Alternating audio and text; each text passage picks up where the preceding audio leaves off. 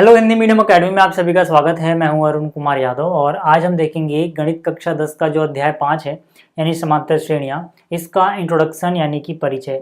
मतलब जो भी बेसिक कॉन्सेप्ट हैं इस चैप्टर के वो सभी मैं आपको यहाँ पे बताने वाला हूं। साथ ही साथ हम उनके ऊपर कुछ क्वेश्चंस भी देखेंगे। तो शुरुआत करते हैं सबसे पहले इस बात को समझने से कि समांतर श्रेणी का क्या मतलब होता है। ठीक है, तो आप याद रखना जो समांतर श्रेणी है इसको इंग्लिश में बोला जाता है अर्थमेटिक प्रोग्रेशन, या शॉर्ट में हम इसको बोल देते हैं एपी। तो ज़्यादातर हम जो टर्म यूज करेंगे वो एपी होगा, क्योंकि इतना बड़ा बोलने में काफ़ी टाइम लगेगा। तो ज़्यादातर हम जो टर्म यूज कर रहे होंगे या मैं जो बोल रहा हूँ वो एपी होगा। ठीक है ना, आप समझ जाना जब भी मैं एपी बोलूँ तो मैं समांतर श्रेणी की बात कर रहा हूँ। तो समांतर श्रेणी क्या होता है इसको समझो। समांतर श्रेणी एक ऐसा सीक्वेंस है जिसमें दो लगातार आने वाले पदों के बीच का जो अंतर होता है वो हमेशा समान होता है। क्या कहना चाहता हूँ मैं आपको उदाहरण से समझाता हूँ। देखो, मान लो मैंने यहाँ पर लिखा 5, उसके बाद कोमा, फिर 7, फिर 9, फिर 11, इस तरह से मैंने एक सीक्वेंस लिखा। ठीक है, मान लो आखिर में मैंने लिख दिया यहाँ पे 51। अब जो ये सीक्वेंस मैंने लिखा है नंबर्स का, ये एक समांतर श्रेणी है या फिर ये एक अर्थमेटिक प्रोग्रेशन है। ठीक है, जिसे हम एपी बोल सकते हैं। अब यहाँ पे खास बात क्या है? खास बात ये है कि यहाँ पर दो लगातार आने वाले पदों के बीच का जो अंतर है वो हर जगह बराबर है। जैसे यहाँ पे 7 और 5 के बीच का जो अंतर है वो है 2 का। 7 में से 5 घटाओगे 2 मिल जाएगा। ठीक है, 9 में से 7 घटाओ फिर से आपको 2 मिलेगा। ठीक है, 11 में से 9 घटाओ 2 मिलेगा। तो दो लगातार आने वाले पदों के बीच का जो अंतर है वो यहाँ पे समान है। ठीक है ना, इसे बोला जाता है सार्व अंतर। अभी मैं उस पर आऊँगा। पहले देखो, जो एपी का ये पहला पद है इसको हम बोलते हैं A1। ठीक है, जो दूसरा पद है इसको हम बोलते हैं A2। जो तीसरा पद है इसको हम बोलते हैं A3। जो चौथा पद है इसको हम बोलते हैं A4। इसी तरह से ये जो पद है इसको हम बोलते हैं AN। ठीक है, nवां पद, क्योंकि हमें अभी नहीं पता वो कौन सा पद होगा तो हमने यहाँ पे AN बोल दिया। ठीक है, nवां पद। अब यहाँ पे मैंने आपको क्या बताया कि दो लगातार आने वाले पदों के बीच का अंतर हमेशा समान होगा, और उसे क्या बोलेंगे? उसे हम बोलेंगे सार्व अंतर। उसे हम क्या बोलते हैं? सार्व अंतर। ठीक है, इसको सूचित किया जाता है डी से। जैसे मैं यहाँ पे आपको करके दिखाऊं तो सार्व अंतर हम कैसे निकालते हैं? अगले पद में से उससे जस्ट पिछला घटा दो। जैसे यहाँ पे दूसरे पद में से अगर मैं पहला पद घटा दूं, यानी कि A2 में से अगर मैं A1 घटा दूं, दूसरे पद में से पहला पद, तो मुझे सार्व अंतर मिल जाएगा। ठीक है, दूसरा पद क्या है यहाँ पे? 7। पहला पद क्या है यहाँ पे? 5। तो 7 में से 5 गया, कितना बचेगा? 7 में से 5 गया तो बचेगा 2, यानी यहाँ पे सार्व अंतर 2 है। कहीं और से भी देख लो आप। ठीक है, चाहो तो आप डी निकालने के लिए तीसरे पद में से दूसरा घटा दो। तीसरे में से दूसरा घटा दो तभी भी आपको डी मिल जाएगा, यानी सार्व अंतर मिल जाएगा। कैसे? तीसरा पद कितना है? 9। दूसरा पद कितना है? 7। तो 9 में से 7 गया, फिर से कितना आया? फिर से आया 2। ठीक है, और यही वो सार्व अंतर है जो आप अगर पद में जोड़ते रहो तो आपको अगला पद मिलता रहेगा। जैसे सार्व अंतर 2 आया है तो पहले में अगर मैं 2 जोड़ दूंगा तो मुझे 5 जमा में 2 कितना आया? 7, यानी दूसरा पद मिल जाएगा। फिर दूसरे पद में एक बार और मैं यही सार्व अंतर जोड़ दूंगा तो 7 और 2 9, यानी मुझे तीसरा पद मिल जाएगा। ठीक है, तो इस तरह से हम जोड़ के अगला पद भी निकाल सकते हैं अगर हमें पिछला पद पता है तो। ठीक, एक और चीज यहाँ पे नोट करो। यहाँ पे जो हमारा सार्व अंतर है इस एपी का, यानी कि डी, वो हम कैसे निकाल रहे हैं? अगले पद में से पिछला पद माइनस करके, यानी कि A2 में से A1 घटा सकते हो, A3 में से A2 घटा सकते हो, या फिर A4 में से A3 घटा सकते हो, है ना। तो अगर मैं इसको जर्नल टर्म में बोलूँ, ठीक है, जर्नल भाषा में बोलूँ, तो जो डी होता है वो हम कैसे निकाल सकते हैं? जो भी पद है, मान लो nवां पद है, तो उसमें से उससे पिछला पद घटा दो। ठीक है, उससे पिछला पद क्या होगा? n-1। जैसे यहाँ पे अगर ये दूसरा पद था तो 2 - 1 कितना? 1 होता है। यहाँ पर अगर तीसरा पद था A3 तो 3 - 1 यानी कि 2 होता है। मतलब जो भी है 3, तो 3 में से 1 कम, यानी कि 2 बचा। यहाँ पे दूसरा है तो 2 से 1 कम यानी कि 1 बचा। तो उसी तरह से अगर यहाँ पे nवां पद होगा तो n से 1 कम यानी n-1 लिखोगे। ठीक है, तो इस चीज़ को भी आप याद रखना कि d के लिए जर्नल फॉर्मूला ये है। हालांकि इस फॉर्मूले को याद करने की जरूरत है नहीं, इतनी जरूरत नहीं पड़ेगी आपको भी। ठीक है, क्योंकि आपको ये समझ में आ गया होगा कि अगले पद में से पिछला घटाओ और d मिल जाता है। मेन चीज़ जो समझने वाली है वो यहाँ देखो। ठीक है, ये चीज़ अगर आपको समझ में आ गई, अब इससे आगे चलते हैं। तो आप देखो, अब मान लो आपको दूसरा पद चाहिए a2, तो a2 आप कैसे निकाल सकते हो? देखो इनके बीच का गैप क्या है d, यानी कि a1 में अगर आप एक बार d जोड़ दो तो आपको a2 मिल जाएगा। ठीक है, a1 को हम सिर्फ a भी बोल देते हैं, सिर्फ a बोलो a1 बोलो एक ही बात है। इसमें अगर आपने सार्व अंतर जोड़ दिया तो आपको ये a2 मिल जाएगा। ठीक है, यहाँ से भी आप समझ सकते हो, 5 में 2 जोड़ा 7 मिल गया। ठीक है, उसी तरह से नीचे d जोड़ा। अब मैं समझाना क्या चाहता हूँ वो देखो एक बार। अगर मान लो मुझे a3 निकालना हो तब मैं क्या करूँगा? शुरुआत मुझे मान लो a से ही करनी है, पहले पद से ही। ठीक है, मुझे पहुंचना कहाँ पे? तीसरे पद पे। तो पहले पद से तीसरे पद पे पहुंचने के लिए एक बार यहाँ पे d जोड़ा, फिर एक बार यहाँ पे d जोड़ा। जितनी बार गैप आ रहा है उतनी बार d जोड़ते रहोगे, यानी कि तीसरे पद पे पहुंचने के लिए मैं a में 2 बार d जोड़ता हूँ। इसी तरह से अगर मुझे मान लो चौथे पद तक जाना है, चौथे पद तक जाना है यानी यहाँ तक, तो एक बार d जोड़ा, दूसरी बार d जोड़ा, तीसरी बार d जोड़ा। यानी कि चौथे पद के लिए मैं a में जोड़ना कहाँ से चालू करना है? a1 या फिर a में कितनी बार d जोड़ दिया? 3 बार, तो मुझे a4 मिल गया। तो यहाँ से हमें एक जनरल फॉर्मूला पता लगता है कि हमें जो भी लिखना है, जैसे मान लो मुझे डायरेक्ट 12वां पद निकालना है तो मैं क्या करूँगा? a में 12 से 1 कम यानी 11 बार d जोड़ दूंगा। जैसे यहाँ पे 4 था, चौथा पद था, तो 4 से 1 कम कितना होता है? 3, a में 3d। ठीक है, यहाँ पे a3 था तो 3 से 1 कम यानी 2d। तो यहाँ पे अगर 12वां पद निकालना है तो 12 से 1 कम यानी 11d। इसी को और जनरलाइज करूँ अगर मैं, तो यहाँ से मैं कह सकता हूँ कि अगर मुझे nवां पद निकालना हो तो मैं क्या करूँगा? a प्लस n से 1 कम बार d। ये बन गया इसका जर्नल फॉर्मूला। ठीक है, फिर से समझ लो, जैसे यहाँ पे 12 था तो यहाँ पे कितना आ रहा है? 11। अब 11 को आप क्या लिख सकते हो? 11 को आप लिखो तो 12 माइनस 1 ही तो लिखोगे, यानी कि यहाँ जो है उससे 1 कम, 12 में से 1 गया 11। तो वैसे यहाँ पे n है तो n से 1 कम n-1। ठीक है, तो ये चीज़ आपको समझ में आ गई होगी कि ये जो जर्नल फॉर्मूला है, ठीक है, ये कैसे आया। इसको आप याद कर लेना, ये फॉर्मूला काफ़ी इंपॉर्टेंट है, बहुत बार ये क्वेश्चंस में यूज होगा। अब इसके बाद हम पढ़ेंगे SN।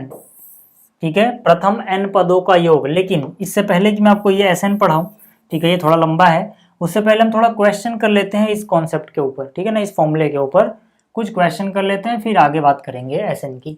तो देखो, ये उदाहरण है आपकी NCERT का, उदाहरण नंबर 3। बहुत ही आसान से उदाहरण लिए मैंने यहाँ पर, क्योंकि ये इंट्रोडक्शन वीडियो है। और जब भी हम कोई चैप्टर नया सीखें या कोई कॉन्सेप्ट नया सीखें तो शुरुआत में हमें बहुत कठिन चीज़ें नहीं करनी चाहिए। ठीक है, शुरुआत हमेशा आसान से हो, फिर धीरे धीरे लेवल बढ़ता रहेगा। अब देखो यहाँ पर क्या है कि अपने पास एक AP है। ठीक है, 2 7 12 डैश डैश डैश इस तरह से चलता रहा। तो AP जो भी है यहाँ पे मैं लिख देता हूँ। ठीक है, AP अपने पास क्या है? प्रथम पद है 2, फिर है 7, फिर है 12, इसी तरह से आगे चलती जाती है। हमसे बोला क्या गया है? हमसे बोला गया है कि इसका 10वां पद, ठीक है, निकाल दो। ठीक है ना, इसका 10वां पद निकाल दो, क्या होगा?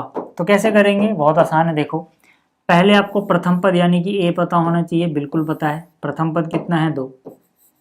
उसके बाद आपको सार्व अंतर यानी कि d पता होना चाहिए। सार्व अंतर आप कैसे निकालते हो? अगले पद में से पिछला पद घटा के, है ना। तो 7 में से 2 गया, 7 में से 2 गया, तो d कितना आ गया? 5। ठीक है, आपको a पता है, आपको d पता है, निकालना क्या है? निकालना है 10वां पद। ठीक है, चाहो तो आप डायरेक्ट लिख लो कि भाई जो 10वां पद होगा, जो मैंने आपको ही बताया, वो हो जाएगा a प्लस में 10 से 1 कम यानी कि 9d। यही तो होगा अभी जो मैंने आपको इससे पीछे समझाया, भाई जो भी पद निकालना है उससे 1 कम d। तो 12वां था तो 11d, 10वां होगा तो 9d। ठीक है, नहीं तो आप चाहो तो ये फॉर्मूला ही लगा लो सीधा। ठीक है, बिल्कुल फॉर्मूला लगा के दिखाना है आपको। ठीक है, तो a प्लस में n-1d हो जाएगा। n मतलब कौन सा पद निकालना है, कौन सा पद निकालना है, सवाल में बोला 10वां पद, तो n की वैल्यू हो जाएगी 10, यानी कि यहाँ पे n का मान कितना हो गया है, 10 हो गया, क्योंकि हमें 10वां पद निकालना है। तो यहाँ से हो जाएगा a प्लस n की जगह 10 रखा, 10 में से 1 घटा दिया d। अब देखो इससे अगला स्टेप यही आ जाएगा, a प्लस 10 में से 1 गया 9 d।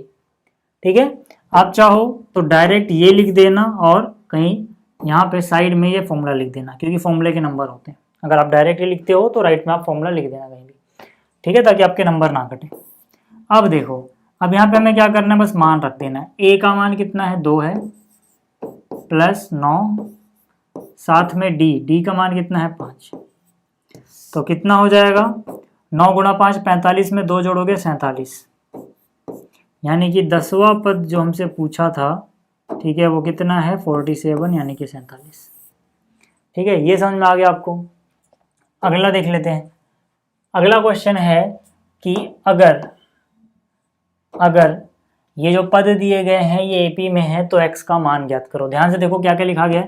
पहले लिखा है 2x, फिर है कोमा, यानी प्रथम पद है 2x, फिर यहाँ पे है x प्लस 10, फिर आगे है 3x प्लस 2। ठीक है, और हमसे बोला गया है कि ये एपी में है, यानी समांतर श्रेणी बनाते हैं,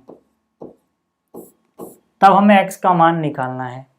कैसे कर सकते हैं हम, देखो अब यहाँ पे आप ध्यान रखना कि अगर मैं दूसरे पद में से पहला पद घटाऊं तब भी सार्वंतर आएगा, a2 माइनस a1। ठीक है, देखो a2 माइनस a1 करूं तो सार्वंतर ही तो आएगा। ठीक है, आपको याद रखना है, a1 देखो ये रहा, a2 देखो ये रहा, a3 ये रहा। ठीक है, तो यहां से भी सार्वंतर आएगा। अच्छा, अगर मैं a3 में से a2 घटा दूं तब भी सार्वंतर ही आएगा। भाई इसमें से ये घटाओ तब भी सार्वंतर आना चाहिए, इसमें से ये घटाओ तब भी सार्वंतर आना चाहिए। सार्वंतर तो हर जगह समान होता है, मतलब ये चीजें बराबर होनी चाहिए। ठीक है, मान रख दो, a2 का मान कितना है, a2 का मान है x प्लस 10, तो a2 की जगह रख दिया मैंने x प्लस 10 माइनस a1 की जगह क्या रख दिया 2x बराबर a3 का मान कितना है 3x प्लस 2 माइनस a2 कितना है x प्लस 10। तो यहां से कितना हो जाएगा x माइनस 2x, यानी माइनस का x प्लस का 10 बराबर, यहाँ क्या है 3x प्लस में 2, माइनस को अंदर ले जाओ, माइनस x माइनस 10। तो 3x में से 1x गया, 2x बचा। ठीक है, 3x में से 1x गया, कितना बचा 2x को इधर लाओगे प्लस का 2x। ठीक है, यहाँ जो ही बचा लिख दो, 3x में से x गया 2x प्लस का 2 माइनस का 10 यानी माइनस 8। ठीक है, 2x को इधर लाओगे, इधर हो जाएगा माइनस 3x और ये हो जाएगा माइनस का 18। ठीक, माइनस से माइनस गया, x बराबर 6। x का मान निकालना था, x का मान कितना है इस सवाल में, x का मान है यहाँ पर 6। अब यहीं से हमें एक चीज़ और समझ में आती है इसी सवाल में, साथ साथ मैं बता दूं कि अगर अपने पास 3 चीज़ें एपी में हों, जैसे मान लो a, b, c अगर एपी में है, तो जो बीच वाला टर्म होता है, बीच वाला जो पद होता है, आप याद रखना, उसे हम बोलते हैं समांतर माध्य। उसे हम क्या बोलते हैं, उसे हम बोलते हैं समांतर माध्य। ठीक है, और याद रखना जो b होता है ये किस किस के बराबर होता है, a plus c divide by 2k। हम चाहते तो डायरेक्ट फॉर्मूला यहाँ पे लगा सकते थे। ठीक है, ये कैसे आया, वैसे ही जैसे अभी हमने क्वेश्चन किया है। देखो मैं इसको निकाल के दिखा देता हूँ, आप इसको याद रखना, लेकिन कहीं लिख लेना, मैं निकाल के दिखा देता हूँ। देखो ये अगर एपी में है, कंडीशन ये है कि ये तीनों चीज़ें एपी में होनी चाहिए। अगर ये एपी में होंगी तो जाहिर सी बात है बी में से ए घटाओगे तभी भी आपको सार्वंतर यानी डी मिलना है, या फिर सी में से बी घटाओगे तभी भी, ठीक है, आपको सार्वंतर डी ही मिलना है। तो बी माइनस ए सार्वंतर आएगा, सी माइनस बी भी सार्वंतर ही आएगा। ठीक, तो बी को इधर ले आओ, देखो एक बी यहाँ पर है, माइनस बी इधर आ गया, प्लस बी बराबर माइनस ए उधर गया, ठीक है, प्लस ए, और सी पहले से मौजूद है। तो बी और बी कितने बी हो गए, 2 बी बराबर a जमा सी। तो b का मान कितना आ गया, a जमा सी डिवाइड बाई 2। ठीक है ना, तो इस तरह से ये आता है। तो आप याद रखना कि जो समांतर माध्य है, अगर 3 पद हैं तो बीच वाला जो पद होता है वो समांतर माध्य होता है, अगर ये तीनों पद एपी में है तो। ठीक, चलिए आगे आप बात करते हैं अगले क्वेश्चन की।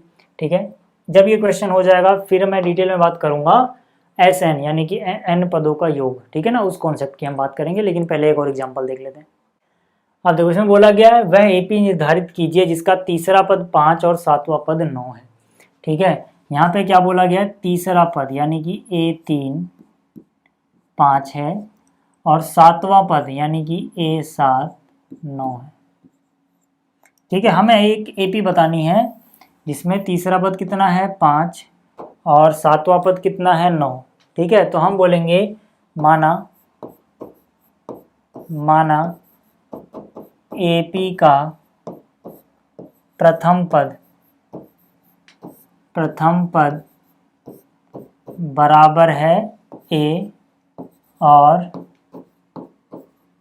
सार्वअंतर बराबर है d। ठीक है, मैंने ये मान लिया कि भाई जो भी एपी है, जो भी समांतर श्रेणी है, उसका पहला पद है स्मॉल a और सार्वअंतर है स्मॉल d। ठीक, अब देखो यार, अभी हमने फॉर्मूला पढ़ा था, कौन सा फॉर्मूला हमने पढ़ा था, ए एन बराबर a plus n minus 1d, यही तो पढ़ा था। मतलब जो भी यहाँ पे पद है उससे एक कम d। ठीक, तो मतलब यहाँ पे 3 है तो इसकी जगह मैं लिख सकता हूँ a प्लस 3 से एक कम, 3 से एक कम यानी 2d। ठीक है ना, a3 की जगह a प्लस में 2d लिख सकता हूँ। बराबर कितना आ गया 5, इसको मैंने बोल दिया समीकरण 1। इस तरह से इसको मैं लिख सकता हूँ a प्लस में 7 माइनस 1, जैसे यहाँ पे n माइनस 1 है, 7 माइनस 1 यानी 6d बराबर कितना 9। ये हो गई समीकरण 2। इन दोनों को हल कर लो यार अब। ठीक है, समीकरण 2 में से एक घटा दे रहा हूँ मैं। समीकरण 2 क्या है, a जमा में 6d बराबर 9।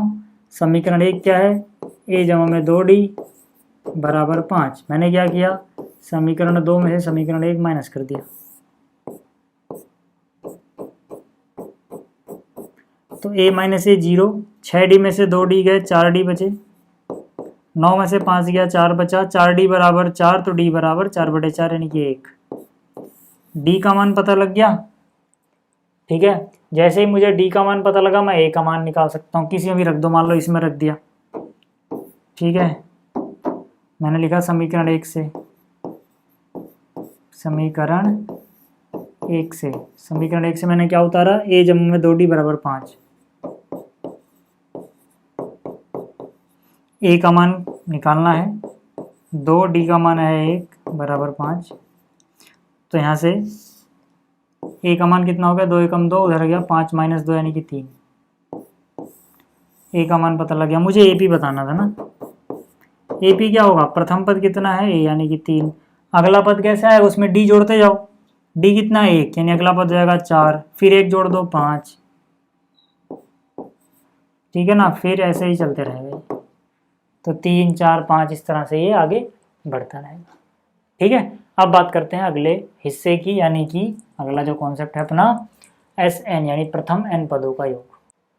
अब देखो जैसे कि मैंने कहा SN का मतलब क्या होता है, प्रथम n पदों का योग, यानी पहले पद से लेके nवें पद को जोड़ दो तो आपको SN मिल जाएगा। मेरे कहने का मतलब क्या है समझो, अगर मान लो मैं यहाँ लिख देता हूँ S5, क्या लिख देता हूँ S5, तो इसका मतलब होगा प्रथम 5 पदों का योग। क्या मतलब हो जाएगा इसका, इसका मतलब हो जाएगा प्रथम 5 पदों का योग। ठीक है ना, यानी कि इसको आप ऐसे समझ सकते हो कि S5 बोलने का मतलब हो जाता है पहला पद जमा में दूसरा पद प्लस जमा में तीसरा पद, इसी तरह से इसमें जोड़ दो चौथा और इसमें जोड़ दो पांचवा। ठीक है, अगर आपने S5 बोला है तो शुरुआत आपको कहाँ से करनी है, प्रथम पद से, इसीलिए यहाँ पे पहले n पदों का योग बोला गया है। ऐसा नहीं कि आप कोई से भी 5 ले लोगे, नहीं, शुरुआत के 5 लेने हैं आपको, पहला फिर दूसरा फिर तीसरा फिर चौथा फिर पांचवा। ठीक है ना, तो ये मतलब है S5 का। इसी तरह से S3 का मतलब हो जाएगा पहले 3 पदों का योग। ठीक, अब याद रखना, ठीक है, ये तो समझाने के लिए था। अब याद रखना कि जो इसका जर्नल फॉर्मूला होता है, ठीक है, प्रथम n पदों का योग, वो होता है n/2 ब्रैकेट के अंदर 2a प्लस में n-1d। ठीक है, ये फॉर्मूला आप याद रखना। इसी फॉर्मूले को आप ऐसे भी समझ सकते हो, ठीक है, चाहे आप ये याद रखो या फिर आप ये याद रखो, वैसे दोनों याद रख लेना। इसी फॉर्मूले को हम a जमा an भी लिख सकते हैं, दोनों एक ही चीज़ है, ठीक है, दोनों एक ही चीज़ है। चाहे आप ऊपर जो लिखा है इस तरह से, ठीक है, ये भी SN का फॉर्मूला है और ये भी SN का फॉर्मूला है, ठीक है ना। असलियत में ये दोनों एक ही चीज़ है। क्यों? क्योंकि यार देखो, जो यहाँ पे 2a है, अगर इस 2a की जगह मैं लिख दूँ a+a, तो a+a भी 2a होगा और बाकी चीज़ सेम लिखूँ, ध्यान से देखना, ठीक है। तो यहाँ पर ये जो a है, ये मैंने समझो यहाँ लिख दिया, और यहाँ से देखो a प्लस में n-1d, a प्लस में n-1d तो an ही होता है ना, तो मतलब उसी से बना, ये कोई नई चीज़ नहीं है, ठीक है। बस अंतर इतना है कि जब आपको nवां पद पता हो, ठीक है, और पहला पद पता हो, n पता हो, तो ये फॉर्मूला लगाने पे कैलकुलेशन छोटी पड़ेगी, ठीक है, नहीं तो हो इससे भी जाएगा हर बार। तो आप ये चीज़ याद रखना SN। अच्छा, अब SN के बारे में एक खास बात समझना, ठीक है, ये तो आपको फॉर्मूला याद रखना ही रखना है, लेकिन अब कुछ खास बातें, ठीक है, जो आपको अच्छे से नोट कर लेनी है और समझ में आनी चाहिए। देखो जरा ध्यान से देखना मैं क्या लिख रहा हूँ। मैंने यहाँ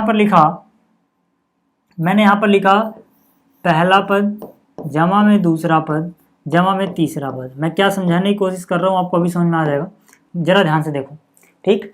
अगर मैं शुरुआत के 3 पदों को जोड़ता हूँ तो उसको मैं क्या लिखूंगा, उसको मैं लिखूंगा S3, यही लिखूंगा ना भाई। शुरुआत के n पद लिखता तो SN लिखता, शुरुआत के 3 पदों को जोड़ के लिखा है तो S3 ही तो लिखूंगा, ठीक है। अच्छा, अगर मैं शुरुआत के 2 पदों को जोड़ूं तो इसको मैं क्या लिखूंगा, इसको मैं लिखूंगा S2, ठीक है, इसमें तो कोई दिक्कत नहीं है। शुरुआत के 3 पदों को जोड़ा तो S3 लिख दिया, शुरुआत के 2 पदों को जोड़ा तो S2 लिख दिया। लेकिन खास बात क्या है कि अगर मैं इनको माइनस कर दूं, ठीक है ना, ऊपर वाले समीकरण में से नीचे वाला माइनस कर दूं अगर मैं, तो देखो मुझे खास रिजल्ट मिलता है जो बहुत सारे क्वेश्चन में काम आएगा। जब हम थोड़ा हाई लेवल के क्वेश्चन करेंगे तब ये चीज़ें डायरेक्ट यूज़ करने पे वो क्वेश्चन थोड़ा आसानी से हो जाएगा, ठीक है। लंबे तरीके से भी हो जाता है बट ये कॉन्सेप्ट में यूज़ करेंगे तो जल्दी हो जाएगा। कैसे? देखो, यहाँ से A1 खत्म हो गया, A2 माइनस A2 0 हो गया, यहाँ क्या बचा A3, और यहाँ क्या बचा S3 माइनस S2, ठीक है। आप ऐसे कुछ भी कर लो, ठीक है, ऐसे ही मान लो आप पहले 4 पदों का योग ले लो, उसमें से 3 पदों का घटा दो, आप पहले 6 पदों का ले लो, फिर उसमें से 5 पदों को घटा दो, मतलब जितने भी आप यहाँ पे ले रहे हो उससे एक कम घटाना है, ठीक है। तो यहाँ से एक जनरल फॉर्मूला और निकल के आता है, जो यहाँ पर है इसको मैं रिप्लेस कर रहा हूँ n से।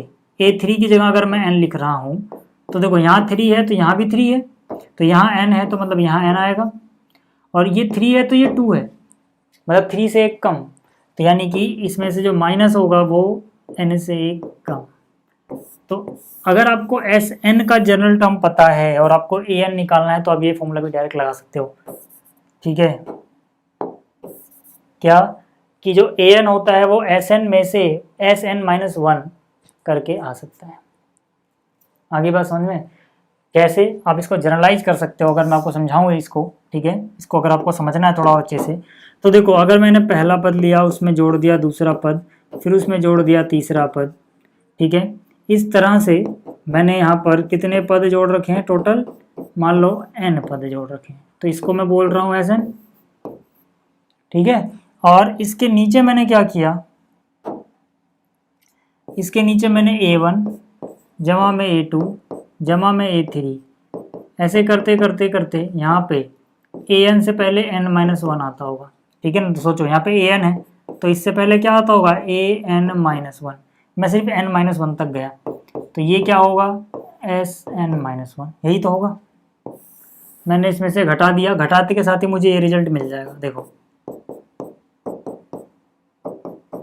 ठीक है। ये चीज़ कैंसिल, ये चीज़ कैंसिल, ये चीज़ कैंसिल, ये चीज़ कैंसिल, यहाँ क्या बचा, यहाँ बच गया AN, और यहाँ क्या बचा, ठीक है, घटा रहे तो निशान चेंज, यानी ऊपर SN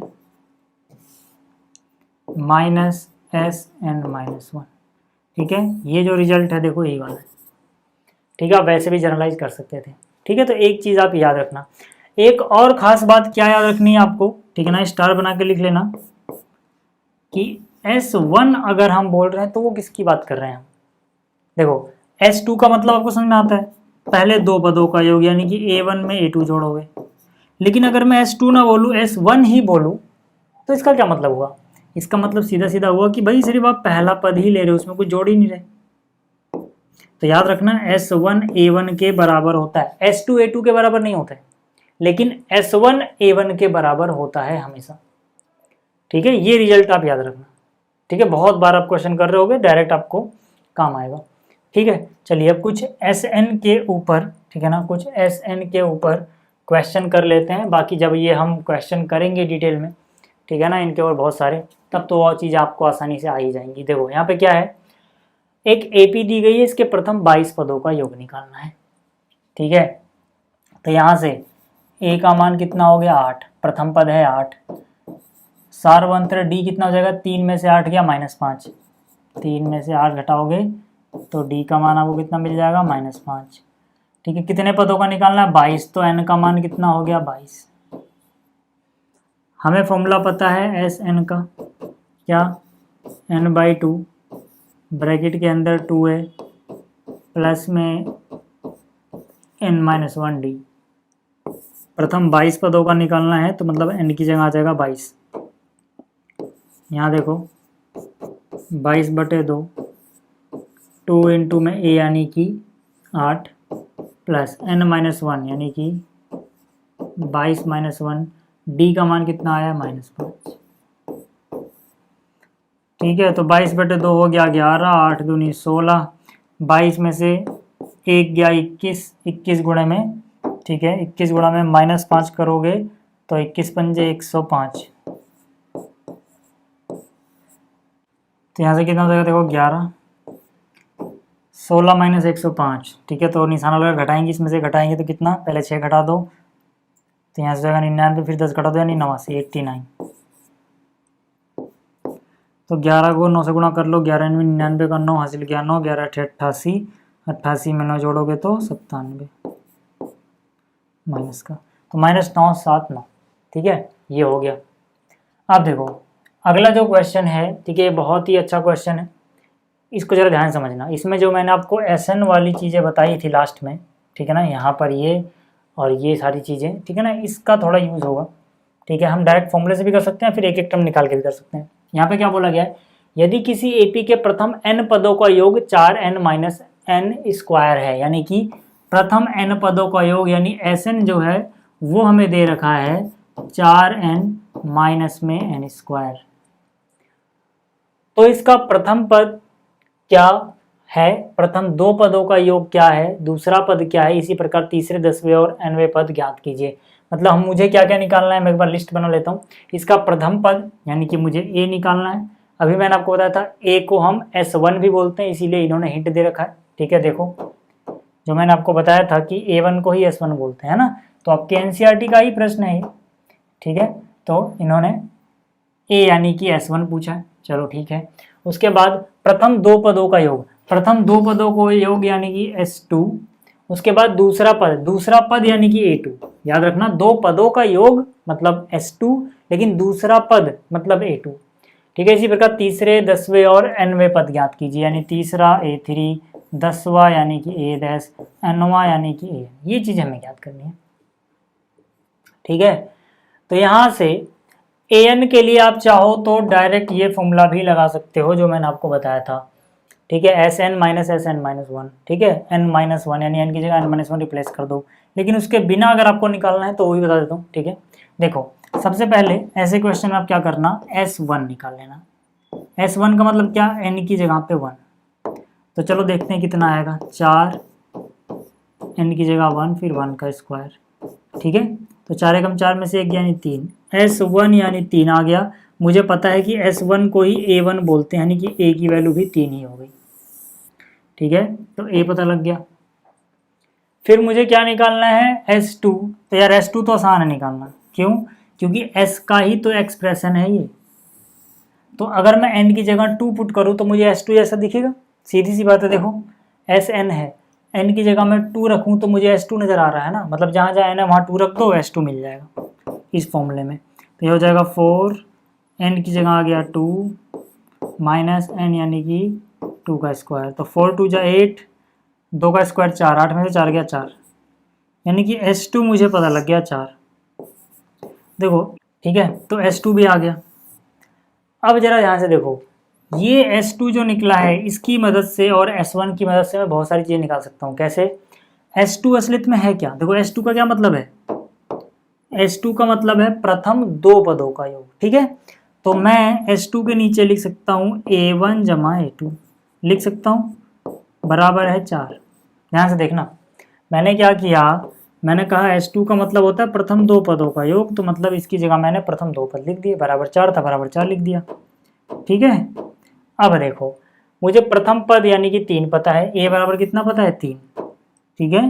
तो यहाँ पे A1, ठीक है, A बोलो या A1, उसका मान 3 है, तो A1 का मान 3 है, तो A1 की जगह 3 रख दिया, जमा में A2, बराबर आ गया 4, ठीक है। मैंने क्या किया है, मैंने यहाँ पर A1 बराबर 3 रखा है। A1 बराबर 3 कहाँ से निकला? देखो यहाँ से, A1 बराबर 3, ठीक है। तो यहाँ से A2 बराबर हो गया, 3 गया माइनस में, 4 में से 3 गया 1, A2 पता है, A1 पता है, D पता लग जाएगा आपको, ठीक है। D कैसे निकाल सकते हो आप? पहले D निकाल लो फिर आगे बात करेंगे। D कैसे निकाल सकते हो? A2 माइनस A1, A2 कितना है? A2 है 1, माइनस A1 कितना है? A1 है 3, तो D कितना आ गया? 1 में से 3 घटाओगे -2। देखो यार, अब आपको D पता लग गया, ठीक है, आपको A1 पता है, कुछ भी निकाल सकते हैं, जो भी पूछा कुछ भी निकाल सकते हो यहाँ पे, ठीक है। मैं निकाल नहीं रहा, आप रख लेना, मैं सीधा सीधा लिख देता हूँ। A2 कैसे निकालोगे? A जमा में D, A का मान रख देना, ठीक है, A का मान 3 है, D का मान नीचे भी आया था, ठीक है, -2 है, ठीक है, निकल जाएगा। A3 को आप क्या लिखोगे? A + 2D, A और D का मान रखना है। A10 को आप क्या लिखोगे? A प्लस में 9D, A और D का मान ही तो रखना है। AN को क्या लिखोगे? A प्लस में n-1D, A और D का मान फिर से रखना है, मतलब जो मुझे A पता है 3 और D पता है -2, वही रख दो, सब कुछ मिल जाएगा, ठीक है। तो कोई टेंशन वाली बात है नहीं। अब देखो, अब इसके बाद एक बहुत ही इंपॉर्टेंट कॉन्सेप्ट है, इसको ज़रा ध्यान से देखना। क्या कॉन्सेप्ट है? कुछ खास मौक़ों पर हमें पदों का चुनाव करना होता है, ठीक है ना। क्वेश्चन ऐसा फंस जाता है कि अगर हम सही से वहाँ पे सेलेक्ट ना करें कि प्रथम पद हम किस तरह से मानेंगे, द्वितीय पद क्या मानेंगे, तो गलत हो जाता है या होता ही नहीं, फंस जाता है बीच में क्वेश्चन। तो ऐसे क्वेश्चन, अभी मैं आपको क्वेश्चन भी दिखाऊंगा, ऐसे क्वेश्चन में आपको ध्यान रखना है कि पदों की संख्या के हिसाब से आप पद किस तरह से चुनोगे और वहाँ पे सारवंतर किसको लोगे, ठीक है। जैसे, ठीक है, सबसे कॉमन सी चीज़ जो पूछी जाएगी वो होगा 3 पद दे देंगे आपको, ठीक है, पदों की संख्या 3, ठीक है। शुरुआत ही होती है प्रश्न की पदों की संख्या 3। अगर पदों की संख्या 3 दे दी और ज़्यादा इन्फॉर्मेशन नहीं दी है सवाल में, तो आप याद रखना बीच वाला पद, 3 में से जो बीच वाला पद है उसे बोलोगे, चलो मैं यहाँ पे कैपिटल ले लेता हूँ, उसे बोलोगे A, ठीक है। तो वहाँ पे जो बीच वाला पद होगा उसे बोलना A, इससे पहले वाले पद को बोलना A माइनस D और बाद वाले पद को बोलना A प्लस D। इस तरह से 3 पद लेना, ठीक है। ऐसे मत लेना वहाँ पे कि पहला पद A हुआ तो दूसरा पद A प्लस D होगा, तीसरा पद A प्लस 3D होगा, ऐसे 2D होगा, ठीक है। ऐसे लोगे तो बात फंस जाएगी, ठीक है, सही है लेकिन वहाँ पे कैलकुलेशन में फंस जाएगा। तो जब भी आपको 3 पद दिए गए हों और बहुत ज़्यादा इन्फॉर्मेशन ना दी गई हो, क्वेश्चन फंस रहा हो, तब आपको प्रथम पद A माइनस डी मानना है, याद रखना। प्रथम पद यहाँ A नहीं है, प्रथम पद है A माइनस डी, द्वितीय पद यहाँ पर है A, तृतीय पद है यहाँ पर A प्लस डी, यानी कि A1 की वैल्यू यहाँ पर ये है और A2 की वैल्यू यहाँ पर ये है, A3 की वैल्यू यहाँ पर ये है। आपको ये चीज़ें याद रखनी है, ठीक। अच्छा, यहाँ पे सारवंतर कितना आ रहा है? सारवंतर यहाँ पे आ रहा है D। देखो यार, A में D जोड़ोगे A प्लस डी हो जाएगा ना, यानी आगे जा रहे हो तो कितना चेंज आ रहा है? 1 D का, तो सारवंतर D है। तो याद रखो, जब भी पदों की संख्या एक विषम संख्या होगी, जैसे 3 है यहाँ पे, तो आपको इसी तरह से मानते हुए चलना है। जैसे मान लो अभी मैं 4 को छोड़ देता हूँ, पदों की संख्या अगर मान लो 5 हो, 4 पे भी हम आएंगे, लेकिन हम पदों की संख्या अगर विषम हो उसको पहले अच्छे से डिस्कस कर लेते हैं, ठीक है। जैसे कि मान लो यहाँ पे 3 है या 5 है, इससे आगे जाएंगे भी नहीं वो लोग। ठीक है, ज़्यादातर 3 तक ही पूछा जाता है। तो आप क्या करोगे, बिल्कुल यही लिखो, ठीक है ना। एक बार आप ये समझ लो a माइनस डी, फिर अगला क्या होगा a प्लस डी, फिर आप क्या करो a प्लस डी, यहाँ पर एक बार d जोड़ दो, यानी कि a प्लस 2d हो जाएगा। a प्लस 2d है तो उधर a माइनस 2d लिख दो। देखो 5 पद हो गए, ये पहला पद है, अब ये दूसरा है, ये तीसरा है, ये चौथा है, ये पांचवा है। ठीक है, मतलब यही उतारा, एक एक और बढ़ा दिया उसी सीक्वेंस में, ठीक है ना। तो यहाँ पर भी सार्वंतर कितना आ रहा है, डी आ रहा है। अच्छा, अगर मान लो पदों की संख्या सम हो, जैसे मान लो पदों की संख्या 4 हो, तब ये तरीका काम नहीं करेगा, इस तरह से मत मानना। तब आप कैसे मानोगे, तब आप इस तरह से मानोगे। ठीक है, मैं यहाँ पे लिख लूँ फिर समझाता हूँ। अब आप सोच रहे हो कि हम ऐसा क्यों मान रहे हैं। ऐसा हम इसलिए मान रहे हैं क्योंकि यहाँ पे पदों का योग है। ये जब सवाल दिया जाता है तो आपको 3 पदों का योग, 5 पदों का योग या 4 पदों का योग इस तरह से दिए जाते हैं। तो जब भी आप योग करोगे, इनको जोड़ोगे, तो एक डी से एक डी कैंसिल हो जाएगा, ठीक है, सिर्फ ए बचेगा, तो सवाल आसान हो जाएगा। आप हर जगह देख लो, चाहे यही हो रहा है, ठीक है ना। यहाँ पे -2d से +2d गया, डी से डी गया, ठीक है। तो वहाँ पे उस सवाल में ये चीज़ काम आती है। देखो मैंने क्या कहा, अगर पदों की संख्या 4 होगी तो हम इस तरह से मानेंगे, ठीक है।